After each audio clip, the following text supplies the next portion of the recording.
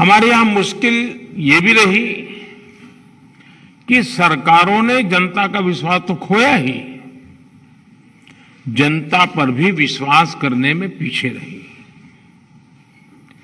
गुलामी के लंबे कालखंड से हमें भ्रष्टाचार की, शोषण की, संसाधनों पर कंट्रोल की जो लीगेसी मिली, उसको दुर्भाग्य से आजादी के बाद और विस्तार मिला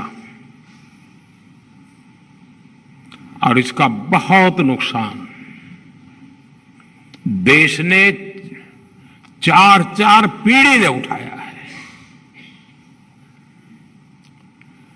लेकिन आजादी के इस अमृतकाल में हमें दशकों से चली आ रही इस परिपाटी को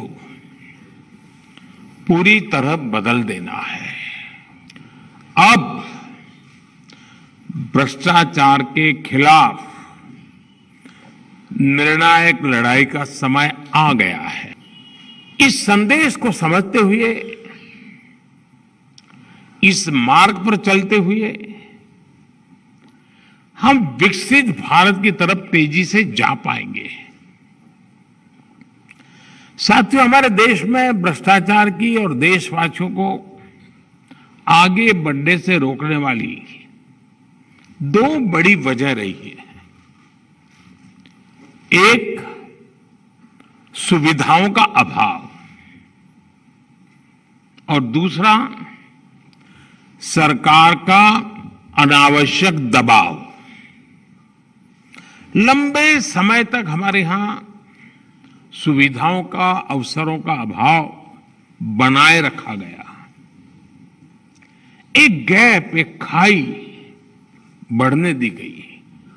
इससे एक अस्वस्थ स्पर्धा शुरू हुई जिसमें किसी भी लाभ को, किसी भी सुविधा को दूसरे से पहले पाने की होड़ लग गई।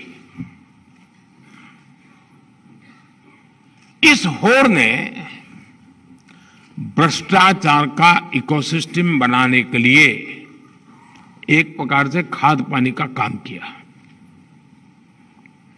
राशन की दुकान में लाइन, गैस कनेक्शन से लेकर सिलेंडर भरवाने में लाइन, बिल भरना हो, एडमिशन लेना हो, लाइसेंस लेना हो, कोई परमिशन लेनी हो, सब जगह लाइन।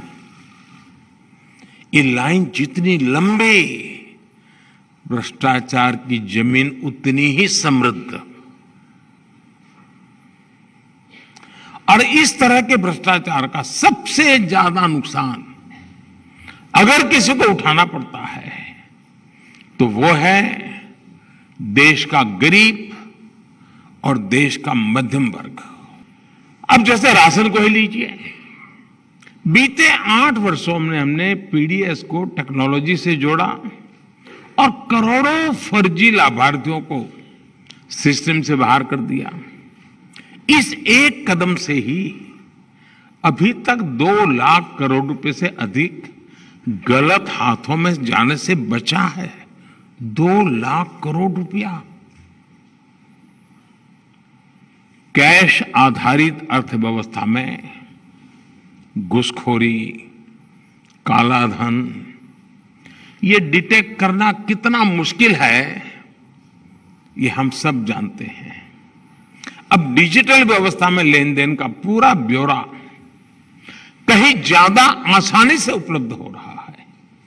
आप जानते हैं कि कैसे दशकों तक हमारे डिफेंस सेक्टर को विदेशों पर निर्भर रखा गया। इस वजह से कितने ही घोटाले हुए। आज हम डिफेंस सेक्टर में आत्मनिर्भरता के लिए जो जोर लगा रहे हैं, उससे भी इन घोटालों का स्कोप भी समाप्त हो गया है। सामान्य नागरिक की भागीदारी को हम अधिक से अधिक कैसे प्रोत्साहित कर सकते हैं, इस पर भी काम होना चाहिए।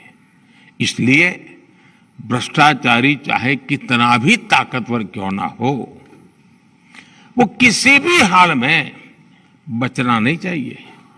ये आप जैसी संस्थाओं की जिम्मेदारी है। किसी भ्रष्टाचारी को राजनीतिक सामाजिक शरण न मिले। हर भ्रष्टाचारी समाज द्वारा कटघरे में खड़ा किया जाना चाहिए। ये वातावरण बनाना भी बहुत आवश्यक है। हमने देखा है कि जेल की सजा होने के बावजूद भी, भ्रष्टाचार साबित होने के बावजूद भी कई बार भ्रष्टाचारियों का गौरवगान किया जाता है। मैं तो देख रहा हूं ऐसे ईमानदारी का ठेका लेकर के घूमने वाले लोग, उनके साथ जाकर के ऐसे हाथ पकड़ के फोटो निकालने में शर्म नहीं आती उनको। ये स्थिति भारतीय समाज के लिए ठीक नहीं। आज भी कुछ लोग दोषी पाए जा चुके भ्रष्टाचारियों के पक्ष में भांति भांति के तर्क देते हैं।